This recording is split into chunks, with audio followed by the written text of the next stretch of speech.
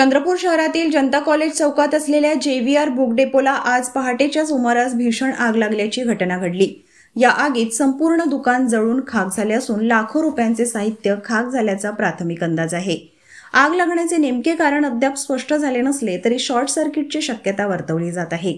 आगीची माहिती मिळताच चंद्रपूर अग्निशमन दलाचे पथक तात्काळ घटनास्थळी दाखल झाले। अग्निशमन दलाच्या अथक प्रयत्नांमुळे आग आटोक्यात आणण्यात यश आले। या घटनेमुळे परिसरात एकच खळबळ उडाली असून आग पाहण्यासाठी नागरिकांची मोठी गर्दी जमली होती। पोलिसांनी घटनास्थळी बंदोबस्त तैनात केला असून आगीच्या कारणाचा शोध घेण्यासाठी चौकशी सुरू आहे।